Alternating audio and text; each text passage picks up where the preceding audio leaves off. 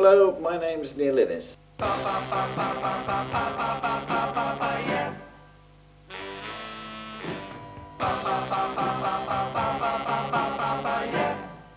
I give myself to you, for I know I've so much to give. Oh, and when I'm feeling this way, there's just one thing I gotta say. I had piano lessons and picked up a guitar, taught myself that. And but then I sort of dropped it for painting, and I went to art school. It was when I was at Goldsmiths College of School of Art that I met some of the other bonzos, and they needed a pianist. It was all a lot of fun. I mean, we were all, very, very young, 19 or 20 when we were first starting playing in pubs. We did things, I suppose, that young people do, but I mean, mostly sort of stay up very late and use up an amazing amount of energy. We've done a bit on Magical Mystery Tour.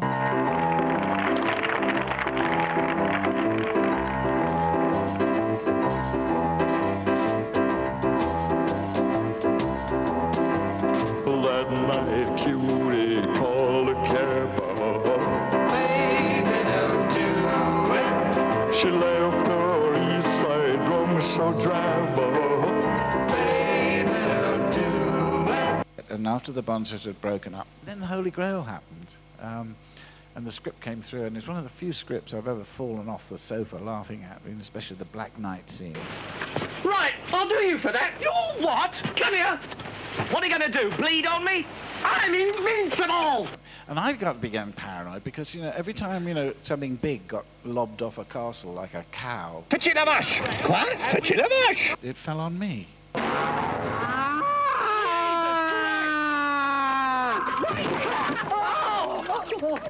It still amuses me to think that some of the finest brains of Oxford and Cambridge came up with these lyrics.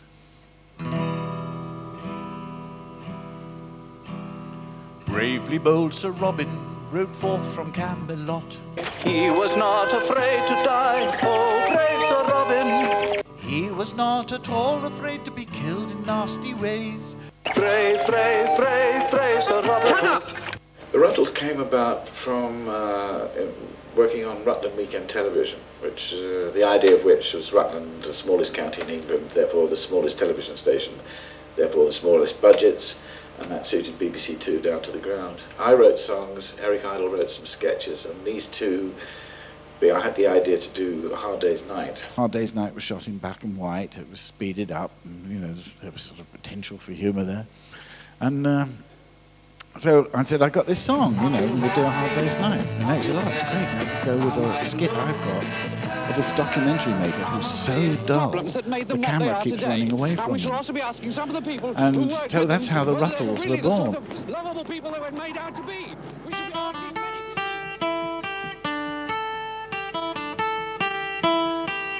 I feel good, I feel bad, I feel happy, I feel sad. Am I in love? I must be in love. What does the future hold for the Rutles? Bugger all, I hope.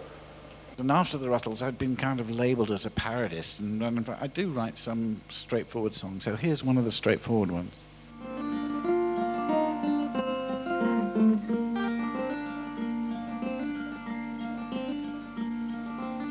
An old man lay dying beneath cold city skies,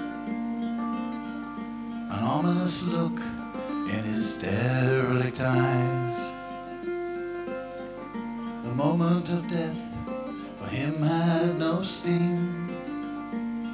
His soul had the power to grant him one thing. So he said, let my dream shine through.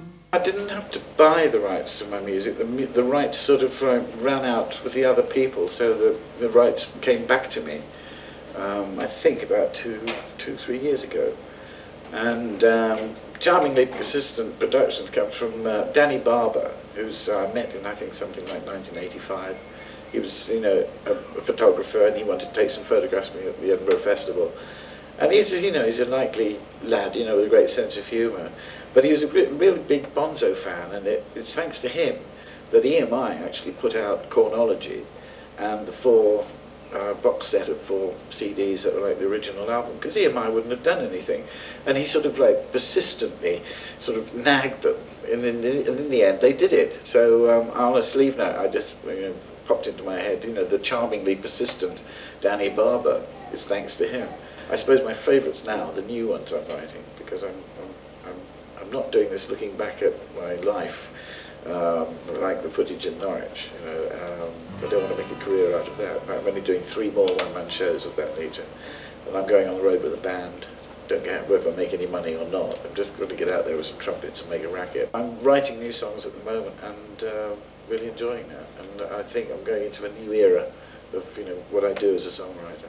I'm feeling more like a painter, really. I mean, it's like, okay, like Picasso and Matisse, they all went through doing lifelike things, copying things, representing things. But after a while, you see the lines to draw, and the colours you want, and the shapes you want, and just less is more, simple. Okay, lyrics to think about, maybe something funny, but mainly something in chunks. The Bonzos was a great period. So was working with the Pythons. Making the Guinness Book of Records as a thing was a wonderful to do, wonderful team, and I enjoyed working on the children's television things. I mean, all those main things that I've done, I've really enjoyed. So they are sort of like highlights. They've all been I'm lucky enough to do lots of different things. We've got all these people out there, mass media, trying to find a mass audience, dealing with mass reality, and controlling mass reality, and I find we are living in an age of marvellous stupidity.